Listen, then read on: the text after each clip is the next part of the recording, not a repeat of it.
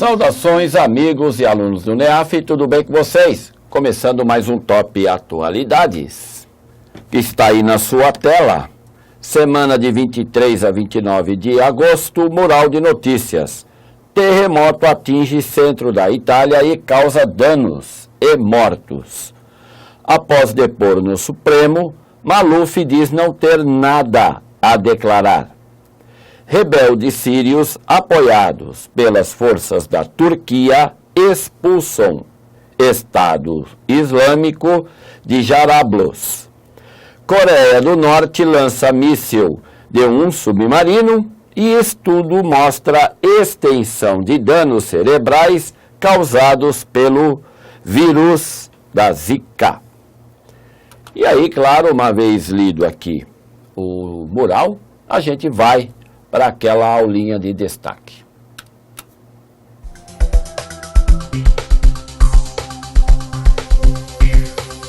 E sem muita demora, está aí a aula em destaque, né? O terremoto que atingiu o centro da Itália. E alguns alunos aí que conversaram comigo durante algumas aulas que eu dei aí a semana passada, demonstraram surpresa, dizendo, mas tem terremoto na Itália? Então, é óbvio que tem terremoto na Itália. Por exemplo, o vulcão Etna, hein? O Etna, o Vesúvio. Isso, são vulcões que ficam ali no território italiano. E ao norte do país, na fronteira aí com a Suíça, na fronteira com a França, nós temos os Alpes. Isso, uma cadeia de montanhas jovens, né, formado através aí do choque de placas tectônicas, que a gente também chama, no termo mais técnico, um dobramento moderno. Então, se você tem dobramentos, né, você tem aí ao norte do país uma cordilheira, e o país também tem a presença de vulcões ativos, é uma coisa meio que óbvia, né? Fugiu aí um pouquinho da aula de geografia. Então, para a gente fazer aqui uma introdução melhor, além do texto que você já está vendo aí, né? Que essa é praticamente uma tragédia, houve mortos, tudo, muitas casas destruídas, né? Isso ocorreu aí no centro do país, e eu vou mostrar por que o centro do país é atingido. Então você vai vir aqui comigo na lousa. Por quê? Porque eu tenho aqui o meu bom e velho esqueminha para que você entenda, primeiro, nessa história de escala Richter, qual é o nível aí considerado normal de um tremor de terra na escala Richter, né? Ou por que o território italiano é atingido por terremotos. Então, porque é um país condenado a tremer, né? Nós temos uma falha cortando a Itália, né? Essa botinha que não tem como a gente não, mesmo que a pessoa não entenda nada de mapas, não tem como ela olhar para o mapa do sul da Europa, né? Porque aqui seria a Europa, mar Mediterrâneo aqui, e aqui o norte da África. Então, aqui no meio do mar Mediterrâneo nós temos também uma falha que faz essa curva, segue no sentido aqui para a Turquia, é outro país que de vez em quando a gente ouve falar aí de tremores de terra. Então essa falha segue aqui para a Turquia, ela também avança aqui pela península grega, né, onde você também tem incidência de terremotos, inclusive agora em 2014, que eu estou até colocando aqui, o de 2011 na Turquia, e você tem aqui o encontro da falha. Agora, aqui ao norte, nós vamos ter os Alpes, não é? Assim como temos aqui, na ilha da Sicília, o Vesúvio, um vulcão ativo, de vez em quando aí ele dá o seu ar da graça, liberando aí uma grande quantidade de gases e cinzas. Então, essa falha que passa aqui pela botinha, por isso que tem aqui essa forma de bota, é justamente aonde há o encontro de placa. Por isso, essas setinhas em preto aqui, nesse lado de cada, dizendo aí para quem está observando que aqui há o choque de placas. Aqui é onde nós temos o mar Adriático, por exemplo, não é? O mar Adriático. Então, isso essa formação geográfica que tem aqui o sul da Europa tem a ver também com o fato de você ter essas falhas, né? O que a gente chama de placas tectônicas. Então, há um encontro aqui da placa euroasiática com a placa africana. Um dos resultados desse encontro é o dobramento moderno aqui, situado ao norte da Europa, chamado de Alpes. Então, outra coisa que eu acho que vale a pena lembrar você. O que é um terremoto leve? 2,5. Já um tremor de 4,5 na escala Richter já pode começar a trincar paredes. Se for por 6 pontos, essas paredes com certeza vão ceder. Agora, a partir de 7, você tem casas, monumentos, você tem viadutos e edifícios destruídos. Agora, quando chegar aqui no 8.0, aí é uma catástrofe. Não é o caso do tremor, ainda bem, não é o caso do tremor aqui na Itália.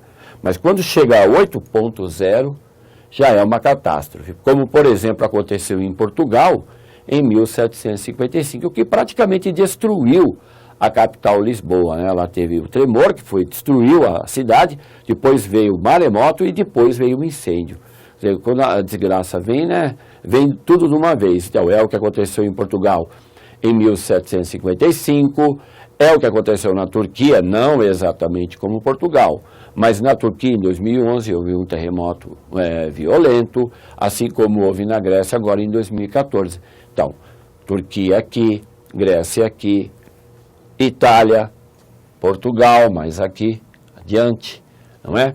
E quais seriam as maiores escalas Richter, né? Quais seriam os maiores tremores já registrados desde que o homem faz essa contagem? O maior de todos é o Chile. Esse é o campeão. Tá? 1960, 9,5 na escala. Alasca, 1964, com 9,2. O da Sumatra, lembra disso? Lá em 2004, que todo mundo aí aprendeu o que é uma tsunami. Então, 9,1. E o mais recente, o do Japão, em 2011, 9,0, que causou também aquela tsunami enorme. Agora você volta aqui comigo, porque a gente precisa aqui fechar. Está aí o link para você depois conferir, fazer a sua pesquisa. Saiba que quando isso cai como atualidades numa prova, pega muita gente desprevenido, eles não vão ficar perguntando de repente só aonde foi o tremor. Eles vão querer alguns dados técnicos que jornais, revistas que vão comentar esse assunto vão disponibilizar para o bom leitor, né? O bom leitor, além de ler atentamente, ele também precisa se aprofundar mais sobre o tema e ele vai fazer uma pesquisa, que é o que eu tenho certeza que você vai fazer.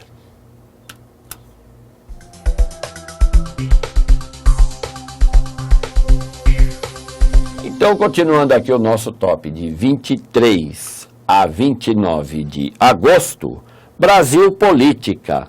Após depor no Supremo, Maluf diz não ter absolutamente nada a declarar. Então, essa história de que lá,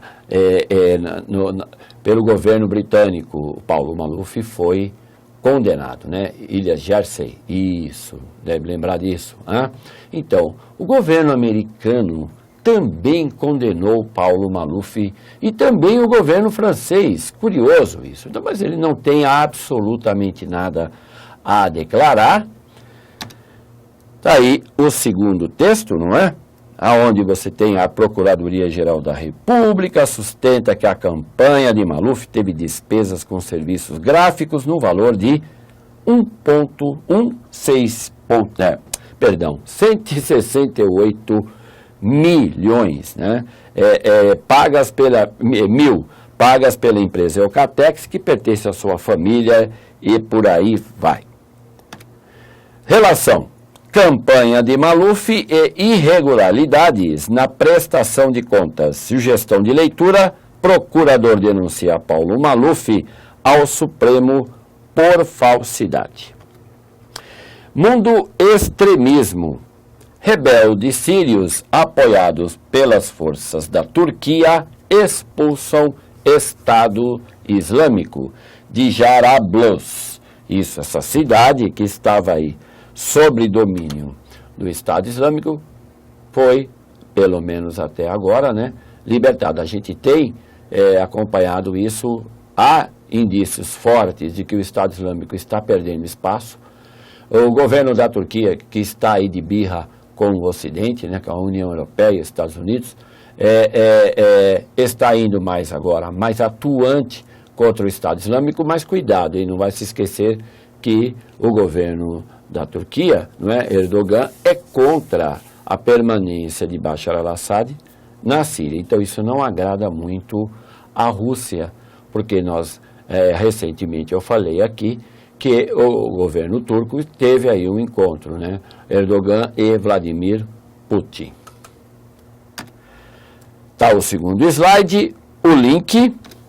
Relação: rebeldes sírios e extremistas do Estado Islâmico. Sugestão de leitura: Turquia cruza a fronteira e faz operação militar contra Estado Islâmico na Síria. Coreia do Norte míssil.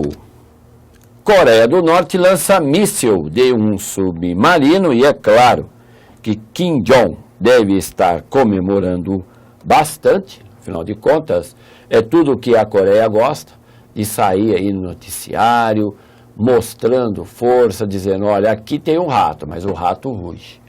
Não se esqueçam que o grande apoiador da Coreia do Norte é a China. China, membro do Conselho de Segurança da ONU. E um detalhe, nós não vamos falar aqui hoje, mas semana que vem, a certeza, está tendo um encontro do G20, G20, mas então a China vai estar lá, está com certeza nesse encontro. Está aí o segundo slide e o link. Relação: teste de míssil balístico da Coreia do Norte e ataques nucleares de represália. Sugestão de leitura: Coreia do Norte realiza lançamento de 3 mísseis ao mar. Mundo Saúde. Estudo mostra a extensão de danos cerebrais causados pelo vírus da Zika. Então nós temos aí um relatório que saiu mostrando os danos cerebrais que são provocados nos recém-nascidos, né, pesquisas que estão sendo feitas.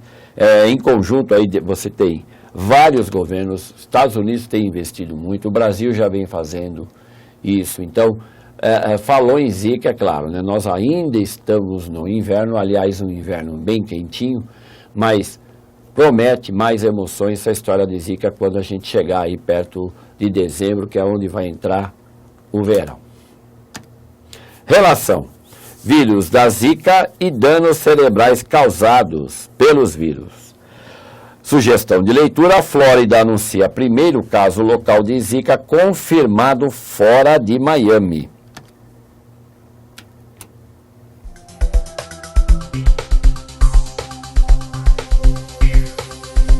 Então vamos à solução do desafio da semana passada, e para você que não viu, para você que não leu, está aí a questão para que você leia com calma e esperando aqui o professor que você escolha a alternativa B, B de bola. Isso, a concentração de riquezas bateu recordes em 2015. Então, apesar de nós termos aí um mundo em crise econômica desde 2008, não é? A concentração de riquezas, não só no Brasil, mas em todo o mundo, ela infelizmente teve esse apontamento, o que é até prejudicial por próprio capitalismo, né? Porque se a gente critica esse tipo de postura econômica, né, onde ricos ficam cada vez mais ricos e pobres cada vez mais pobres, vão achar que isso é papo de marxista, né? Esse pessoal aí da esquerda não vê a hora de criticar, mas olha, qualquer economista inteligente sabe que a concentração de renda não é bom em nenhum país, e muito menos vai ser no mundo. Agora, se você tem, e o texto está aí para você conferir com calma, e esperando que você faça depois a sua pesquisa a respeito disso, pode confirmar, essa concentração de riqueza preocupa sim o futuro até do próprio capitalismo, ok? E vamos finalmente ao desafio dessa semana. O caso dos Panama Papers resultou numa lista de figuras conhecidas do mundo artístico, esportivo e político e gerou a demissão de um primeiro-ministro europeu. Aponte a alternativa com o nome do país e o primeiro-ministro demitido.